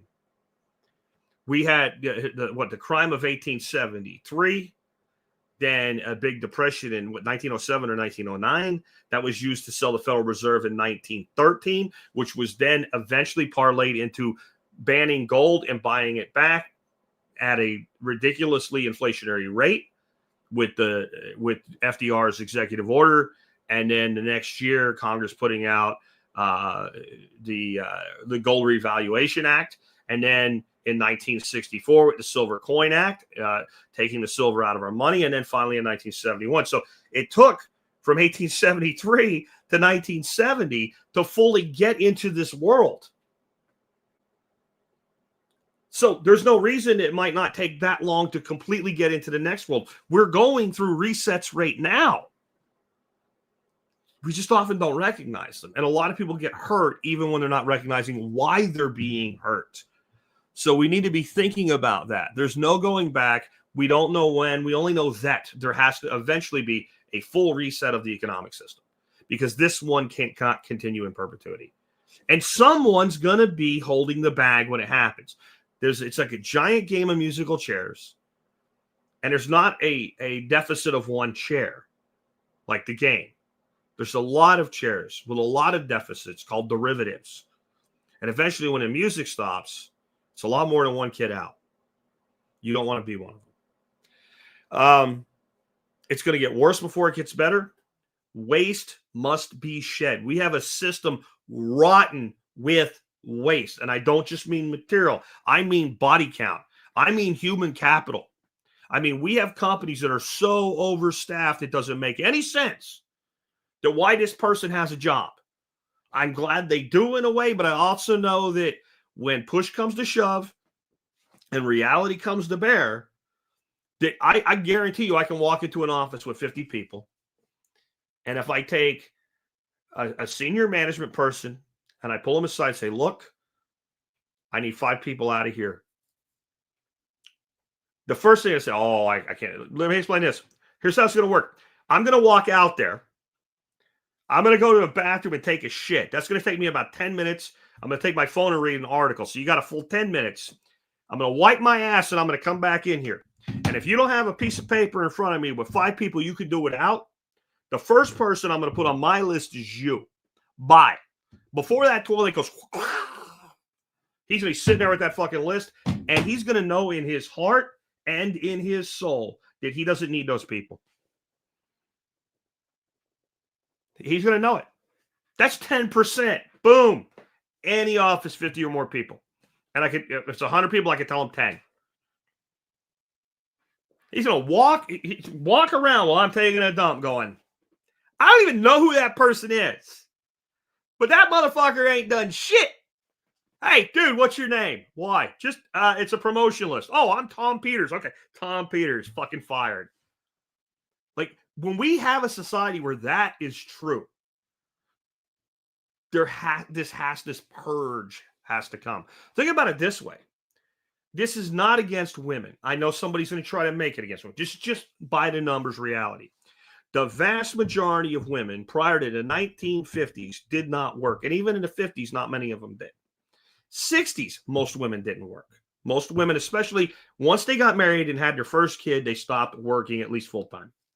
Women didn't really start to go to work heavily until the 70s, and everybody thinks women's liberation. Like, everybody's just like, I can't wait to fucking go to work, right? Come on, get the fuck out of here.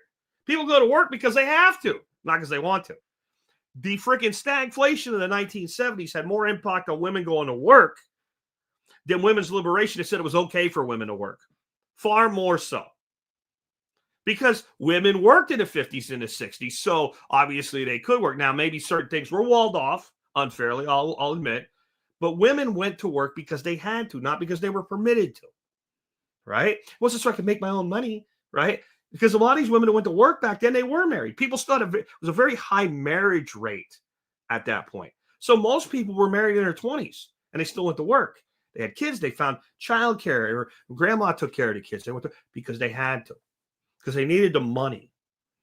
But somehow the needs of society were fulfilled with about half the body count per capita working.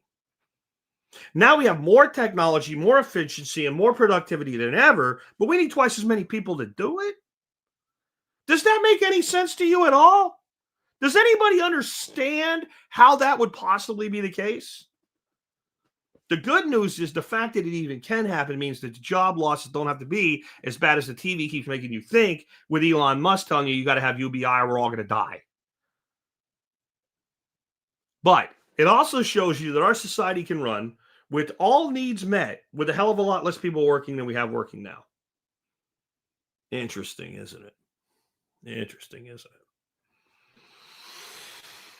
So entire industries and sectors are going to be gutted during the shifts and the elimination of waste. That's going to happen. And that has a spiraling effect, right? Because even if you don't lose, that hurts the economy as a whole, because your neighbor doesn't have a job. And your other neighbor has a job, but his wife doesn't anymore. So that's going to happen. Again, how fast it happens is the variable, and where the bottom is before the rebuilding and the reset is finished is, we don't know when. We just know that. And the way we know that is you look at every freaking country, every region, every dynasty, every empire that ever fucking did what we did, and it always ends the same way. It always has, and it always will. Because the temptation to print out of thin air is too strong for man to resist. And the willingness to accept it when it's working for you is too strong for man to resist. And the fallible nature of the system is so abysmal that failure must eventually come. Especially when the governing authority doesn't use the printed money to invest in assets. It buys social programs and builds subpar infrastructure. You know, the Chinese, or the Mongolian Khans did it for centuries. One of the Mongolian Khans, one of the Khans very soon after Genghis, created one of the first real fully fiat note-based systems in the world. And it lasted for centuries. But the Khan bought all surplus assets and stockpiled them to be owned by the nation itself. And so it had intrinsic wealth that could be used in the future. That's how it. What do we have? Fucking dusty gold in Fort Knox that hasn't been audited since the fucking 70s, if then. That's it. And we haven't added to that stockpile for shit. Just saying. Some Bitcoin we stole from freaking Ross Ulbright. I mean, those are like the two biggest intrinsic. Otherwise, we have a bunch of fucking buildings that aren't really useful for anything. Just saying. There's not enough. There's more square footage to rent to companies than companies to rent the square footage if we took that approach. The fuse was set in 71. When we left what was left of the gold standard, and we didn't have a choice. I've often said that Nixon gets way too much blame for that. And it's like having a patient poorly treated for a cancer that would have been curable 6 years ago by one doctor. And the patient finally comes into the office of the new doctor who maybe didn't know what to do, but at least could have 6 years ago done the right thing to save that patient. And the patient walks in, sits down, and the new doctor goes, "Bro, you got like 4 weeks, no matter what I do. Come on, doc, you got to help me. You don't have a pancreas anymore. Your liver's 90% gone. I can't fix this. Come on, man, you got to. I can't." And then you fall over and die the next time you come to his office, and he calls time of death, and you say it's his fault. That's Nixon with the gold standard. Johnson murdered the gold standard. Nixon called time of death. One way or another, that fuse was fired up and lit by Nixon in 71. And it could only run so long. And more than 50 years, I got to tell you, there's a lot of economists that forecasted gloom and doom when it happened, that if they were still alive, would be shocked that it lasted 50 years. They would be just, I mean, I guarantee you, there were like hard money economists, you know, people that were Austrian economists and things like that. They did not believe, especially experienced guys, 50, 60 years old, guys who'd be 100, 110 today if they were still alive. They didn't think there was any way this thing would make 5 decades. They would have been shocked. And it did. But that also tells you something. How much longer it can go, not good. More opportunity, though, exists than ever before. For all the talk about AI going to take our jobs. They're going to take our jobs, right? South Park, anybody, right? It's not just a taker. To the wise, it's a giver. It's a blessing. Sometimes I'm trying to get something done with AI, I quit and just do it myself. But when it works, I move so much faster, so much quicker. I am so much better because of it. What I can do as one person with the technology that we've had since 2008 when I started this show is pretty amazing, really. All the things I can do is a one-man operation. It's a kind of insane. And I couldn't have done it 20 years earlier, even if I had the knowledge that I have, right? The tools weren't here. But the speed and the things I can do as one man today with cross-platform use of things like Gemini and ChatGPT and Midjourney for artwork are insane. The ability that I'm teaching this AI course, but I'm only able to teach it because it's an AI course. I don't have the time to do this any other way. I made a course that is me as an AI. That basically gets a person the ability, maybe it's not quite as good as me sitting in your business with you as your business operations and marketing manager. but it's close for a fraction of the price. There's a million ways to use AI that we haven't even thought about yet to be more powerful as individuals. Platforms now link providers and consumers like never before. Uber and Lyft, right? But there's Airbnb, right? Or Vibro. So going into the real estate business in the past always meant truly being a landlord. Now you can find a property, like a set of properties. You can examine them on Airbnb and Vibro. You can build an economic model and you can look at comparable homes in the market and see how you can look at the entire, like, when do they rent? When do they not rent? What is their total occupancy for year? What are their rates? What are the fees that they pay? You can figure it all out. You can build a model and go, I can buy this house for this much money. And I know it has a small cash flow. It will produce in the first year an emergency fund to cover maintenance. And after that, that small cash flow can be mine and somebody else is buying the property for me. And I'm going to leverage money with a mortgage going into it in the first place. And I financially know that that model works. Try that in 1990. Get the out of here if you think you could have done that in 1990. And you don't even have to have like high-end research software or something, right? You can literally, there's tools that'll accelerate it for you using APIs and shit, but you can literally manually gather the freaking information to do that. And you can even, like, if you have, like, you need some money, you can go to an investor to get started, like a private investor, with the numbers. And say, this is why I know I can pay you back. And this is why I know it's a good investment. And a person that understands money understands numbers. Very few people have and keep money who don't understand numbers. Plenty of people have money that don't understand numbers, but they don't keep money.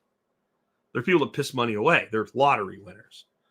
But I mean, even like small side hustles. Do you know there's a site called Rover? ROVR.com. Do you know what you do there? Well, you're either a customer or you're a provider. And if you're a provider, you do things like pet sit. Anything from you go by the house twice a day and let Fluffy out and feed her and pet her and make her feel happy, or you actually like couch surf because you live at somebody's place while they're on vacation, and all kinds of shit in between. It is the Uber of pet sitting. There are sites where if you are a handyman, you can constantly get business and set up a profile. And even if it's not where all your business comes from, it's a start. Because if you're a good handyman, if you're a good contractor, anybody like that, what you want to do is when you get that customer, you don't want them ever going through that platform again. Ever. I don't care what some terms and conditions say. You're leaving them with your business card and you're hitting them up for referrals. And what you need to establish success in that business is a book of business. You need to be able to go to your next potential customer and they say, well, have you done this before? Well, I'm glad you asked. You pull out your 3-ring binder and you start showing them what you did. And what I would do in that space, being a natural salesman and marketer, every job that the customer was happy with, I would say, would you give me a quick handwritten note saying what you liked about what I did for you? Don't even ask for a letter, like a letter of recommendation. It sounds too important. Just, Bill and his crew came in and did my bathroom, and this is what I liked about it. Okay. And I would have the little see-through sheets, you slide papers in, like almost like a photo album. And at the end of each project, that handwritten on multiple different states, whatever they have available, write it on a fucking paper bag and cut it out with a pair of scissors. I don't care. Notebook, whatever. You go in even with just 10 of those. If you don't get that business, your price was wrong, or they didn't have the money in the first place, right? Or there's just something wrong with them. I've always said in sales, there's two things you can't sell to: ignorance and poverty. They're and I really say willful ignorance. And as I said earlier, I've changed willful ignorance at this point to willful retardation. So there are so many things we can do today. There are many things computers can never do. And a lot of what they can isn't really necessary. So there's all these opportunities for somebody that can use their hands or their head in ways that computers just don't work yet. A computer is not a good masseuse, and even the best massage chair doesn't replace a good masseuse. Like someone who actually understands the human body and can actually heal with hands, not by praying and laying hands, but actually can find the parts of your body that are tense and knows how to relieve that tension. That has value. There's that's just an example. And I had no plan to talk about that today. That's just when I try to think about something like that, like came to me. There is thousands of things that we can do that no cold ass calculating computer can, and that people want done by humans. Okay. And then the last thing is every shift that we've ever, like I said, every society that built a fiat system destroyed itself. Everyone, always. And these technological innovations have always caused pain. Let's go back to the 1970s for a minute. Again, a lot of women went to work, and a lot of women did the nurse thing, or the teacher thing, or the daycare thing. But a lot of women went to the office. And we had, if you think back, if you remember, it was an old movie based on a country song by Dolly Parton, 925. What did all those women do? They were some executive assistant, but there was a ton of them like in the office scene all the time. What? In the typing pool. The typing pool. They put out a thing, and there need to be 3 copies of it. And then she takes the thing, and sits in it in, put 3 carbon sheets in, and 1 front original, and it'd be really accurate because you could do some things to correct something on a typewriter, but it was never really great. So you had to be accurate and fast.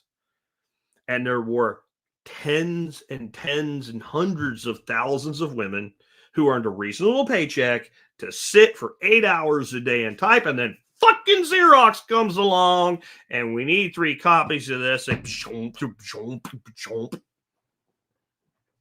the entire industry of people who did nothing but copy content for an income went away. What happened to employment in offices for women? Very shortly thereafter, it went up. Well, how's that work? But let's go back in time.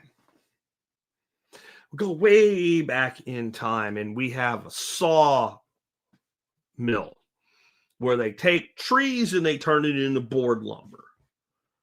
Of course, we have no mechanized equipment yet. We have a saw that was made by hand, big saw with 2 things on it. Like we have a crosscut saw, we have a rip saw to go a long one. So a sawmill was a pit with some things that would hold this log up. And one dude got down in the saw pit, and the other guy stood on top of it, and they literally cut the length of the tree in a rip. So they didn't really cut it, they ripped it. And then they got to the end, right? And then dude in the pit got out. It was his turn to be on the top because being in the pit sucked. It was hot, and all sawdust fell on you. And he got down there, and they swapped, and they made another rip. And they made another rip. And they made another rip. And until the thing was gone, and you just had 2 cutoffs in all your boards, right? Okay, great. So somebody figures out, hey, if we make the blade in a circle, I make this giant spinning cutty thingy, it can rip the shit out of these trees. And if we hook it up to the same shit that turns a grist mill, we can just push the tree against the blade, and the modern sawmill was born before anybody knew what the fuck electricity was. And the sawmen who had a shitty job went on strike and said, you're threatening our future, our livelihood, and you're going to crash the economy because we're tradesmen and we earn a good living because we do hard work, and this technology is going to destroy the world. And the economy didn't get destroyed, and the economics of the improvement and greater and faster and more accurate productivity won out. And somehow those guys found something to do. 1970s, 80s typing pools, sawmen in the Middle Ages Same phenomenon. Why do you think this is going to be different? But this time is different. And when it was the typing pool and when it was the sawman, it was different. And every other time, you used to go to a city when they first started, real mechanization and electronics and shit, and they built a great big skyscraper. I want to go up to the 17th floor. We have an elevator for that. What's an elevator? Come here and I'll show you. Well, I don't know how it works. Doesn't matter. There's a guy in the elevator. He's your pilot. He will take you to floor 17. Required a little bit of skill to use an elevator at that point. Well, they simplified the fucking elevator. And Elijah, I can't think of his last name right now, created the cable brake. And that made elevators a lot safer. And push 17, you'll go there. Unless you can't fucking read numbers, which you probably don't need to be in this building if you can't. You can get to floor 17 all by yourself now. And, oh my God, do you know how many elevator operators, highly trained, dedicated men are going to... Bullshit. They all found something to do. When Henry Ford didn't invent the car, but he made the car affordable, think of all of the people who lost jobs. All of the poor horses that lost jobs. All the people who put shoes on the horses lost jobs. Do you see what I'm saying? To actually run out of opportunities, we have to run out of problems. If there's problems, there'll be jobs solving those problems. You see how that works? If we were to get to a point where computers and automation could so do everything that there were no problems, you wouldn't have a fucking problem. So why would you complain? There is going to be a resurgence of purpose in humans. The problem we have, the real problem we have is not that we will not have a place for people to go. We have people incapable of going to those places because they are not adaptable and they are very brittle. To survive these types of fluctuations, one of the one thing that's really different isn't the situation itself, it's the state of the people in the situation. Your grandfather, your great-grandfather, and your great-great-grandfather, one thing in common, they were all fucking hard-ass men. Even if they were cripples, they were hard-ass crippled men. They were tough. The nicest old men I knew when I was a little kid, there was a piece of them you could just see they were fucking hardened people. They had been through the Great Depression. They had been through a world war. Some of them that I knew had been through 2 of those fucking wars. Okay? Some of them had been through, I had an uncle, World War II and fucking Korea. I had another uncle, Korea and fucking Vietnam. Right? These were hard people. They could handle, even when they were like, I don't know what to do, get knocked down for a minute or two, and they'd say, okay, I don't know what I'm going to do, but I'm going to fucking do something. And we have so many people that are soft. The words of Jamie Kennedy's character in Malibu's Most Wanted, right? Weak, half-stepping, moist-ass biatches, right? I can't remember the exact line. Half-stepping, moist-ass biatch. That's what the society is full of. There was a joke at the time. It was the 90s. Now we have them by the million. And when people get into stress and they don't know what to do, the one thing they do is blame others for their problems. And this is why governments love this situation, because then the government says, those people over there that are actually making it work, that actually make the few things that still make your fucking miserable life bearable, they're the problem.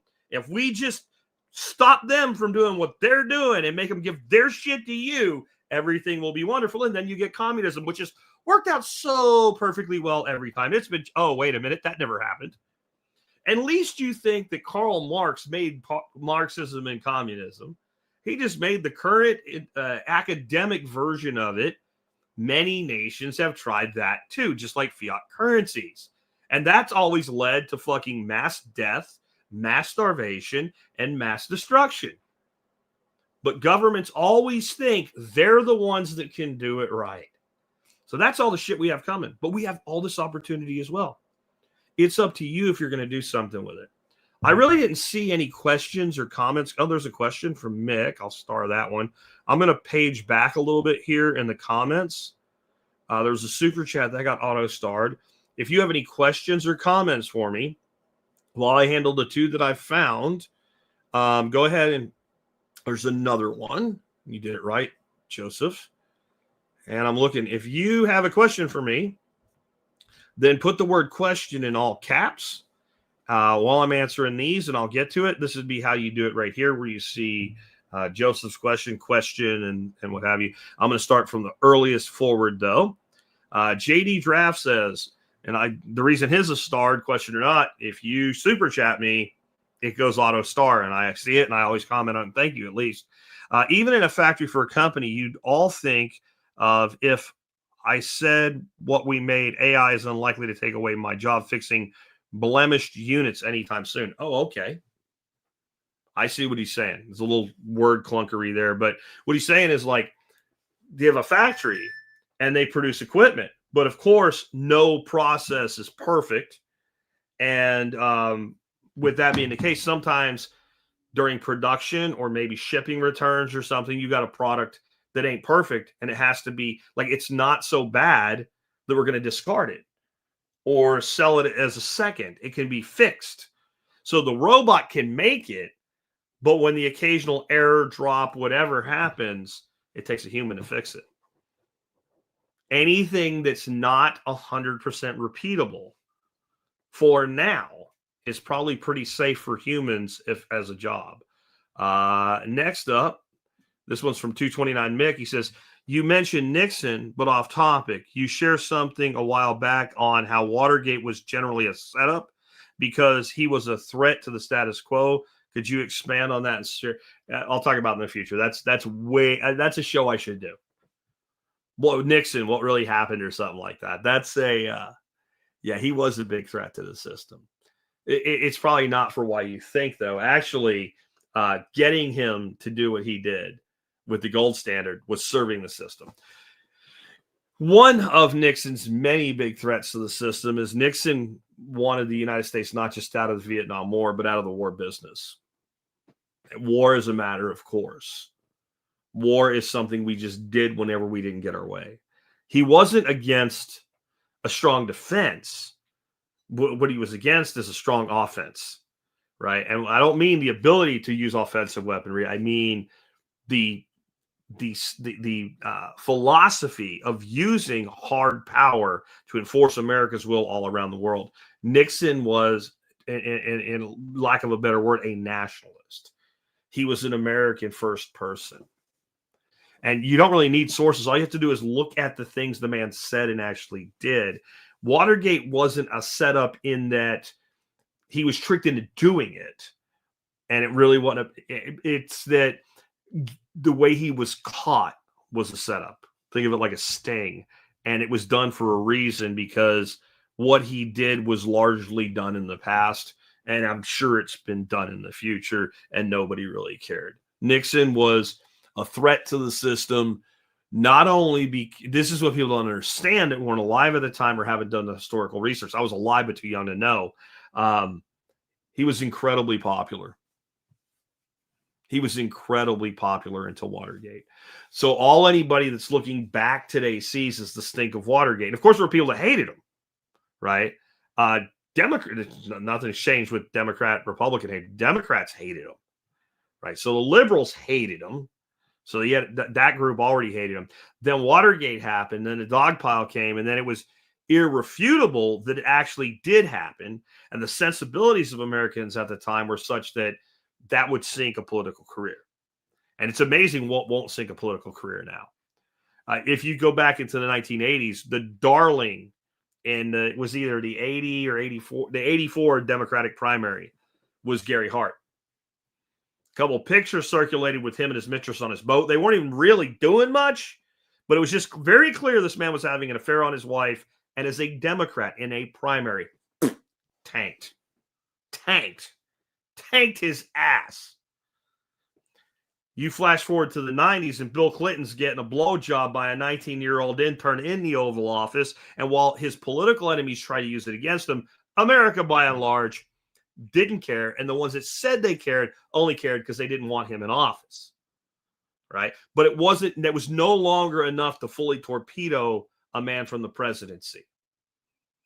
At a national level with both parties involved, where in the 80s, even the appearance of it was enough to torpedo somebody in a primary. And today, I don't think anybody would give a flying shit, again, except the people that hate him anyway. Like if it was Trump, oh, I can't believe it. Oh, shut up. Oh, shut up. Like, come on.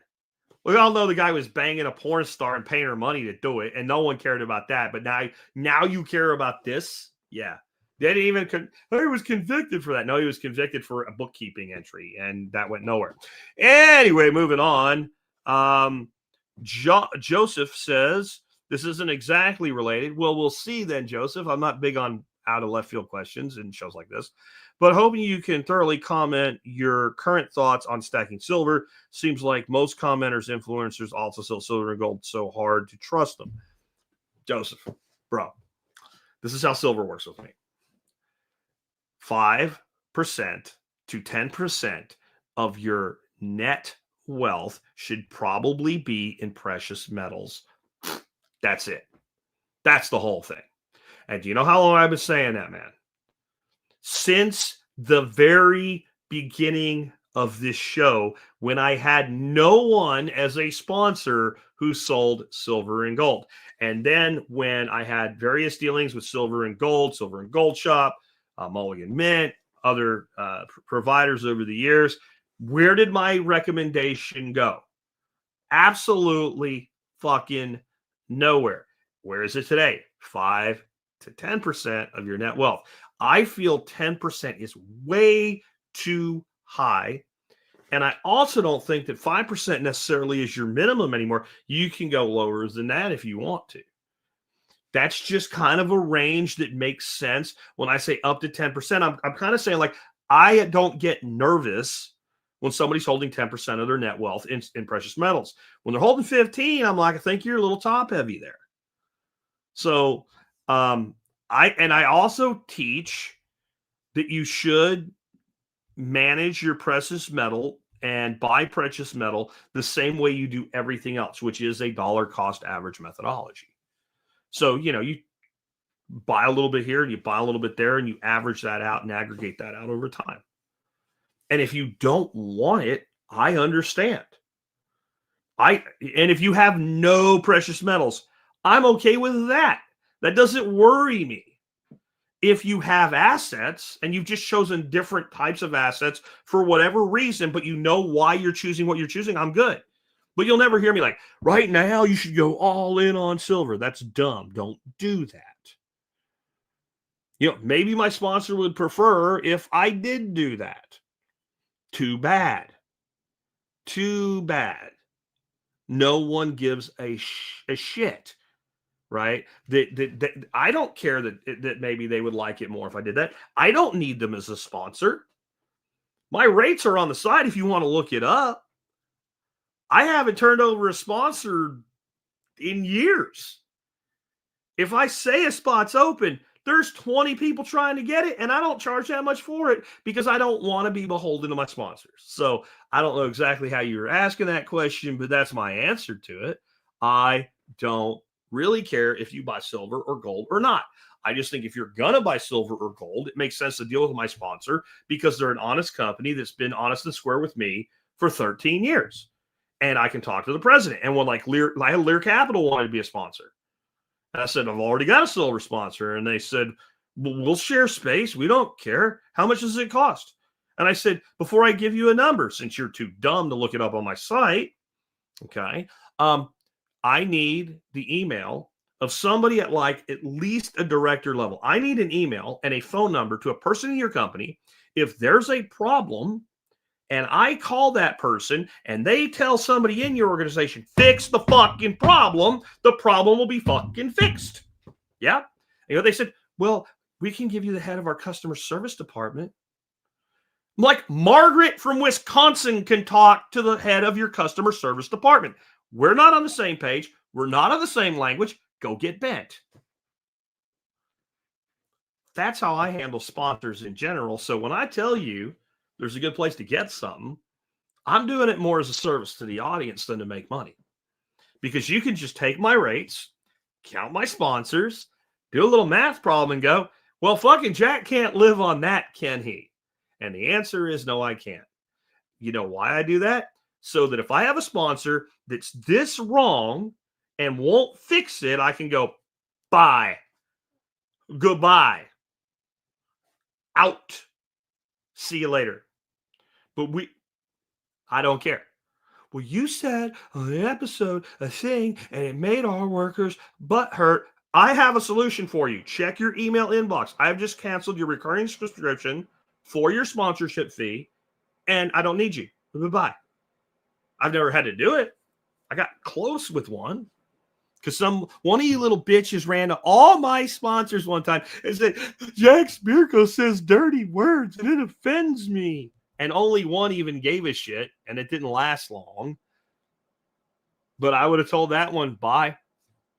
In fact, I did. I said, look, you can either get over this or not.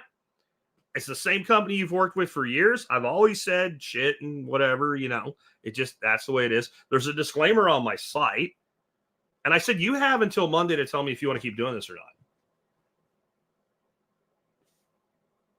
Is that how you should handle your sponsors if you're a podcaster? I don't know. If you want to make a lot of money on sponsorships, probably not. But if you want integrity, if you want people to trust you, you probably should. Anyway, with that, on the integrity thing, when I recommend something, you know what? You know it's good shit, or I wouldn't recommend it. And that's what I do when it comes to recommending the products that I actually use at tspaz.com. That's TSPAZ, tspaz.com. This is where I act as an affiliate. And yes, I do make some money. It's a very small amount of money, okay? If I sell something that you buy off of Amazon, for instance, and it costs you about $30, I make about $1.40 to $1.50 off of it on average. Some stuff pays a little bit, but most of the stuff, that's about the kind of money, or maybe $2, right? So it's not highly motivated. I always had people asking me, like, what should I get this or should I get that? So I started saying, like the stuff that I use is the stuff that I recommend. So the upside of this is that when you shop online, if you start your shopping there, you help me out, not just with what I recommend, but anything that you buy. So I appreciate it when you do that. Again, it's tspaz.com. My item of the day today, I haven't had it around for a while. I looked it up. It was August last time I brought this around. It's Olatin's T058 folding titanium scalpel. This is a great little tool. It uses surgical blades that cost way less than $1 a blade. When a blade is too dull to be worth resharpening because it's a softer steel, because it's the same steel they do make, that's surgical scalpel steel. So it's a scalpel, right? When they get a little bit dull, you just put them on a butcher's steel for about 4 on each side, and they're back to shaving hair. But eventually you get to where, hey, this one ain't worth it anymore. Well, all you do is you just pop the blade off. You just pop that blade off. You can see right there how it attaches on the other side if you're watching the video. That blade comes off, it pulls out. You put a new one on and throw this one away. And that way you're literally walking around with a scalpel. This is the largest surgical scalpel blade that's made, that's available as a standard blade. And that's why they're so cheap, because you're not buying some manufacturer's proprietary bullshit. This is the same thing that a doctor's office or a surgical office would order. They make them in different sizes. This is kind of the largest one right here. The whole body is made out of titanium, as is the belt clip, so it doesn't stretch out on you, right? Very, very well built. They're about $30. They do have a one-hand open feature. And again, you've got super sharp piece of equipment available at all times. And also a blade you're not that worried about, like, something nicer, like, a custom or something like that, right? Like an out the front, like this little guy here. That's an expensive knife. This is a $30 cutting tool. This is not a tactical tool. I would not, you better get away, right? It is a cutting tool, but it's a very useful liner lock tool. And since it's small and super light and titanium, it carries beautifully. And you know what it would make this time of year? A fantastic gift for just about any gentleman in your life. I'm sure there's some ladies that would like it as well. But if you give this to a guy, when he opens it, he's going to sit there and he's going to adult fidget spinner it until he gets good at it like this, and he's able to open it with one hand every time, and he's going to like it, and he's going to take it, and he's going to stick that liner lock in his pocket, and he's going to be a happy camper. And you can get yours at tspaz.com, or just go to the survivalpodcast.com and scroll down.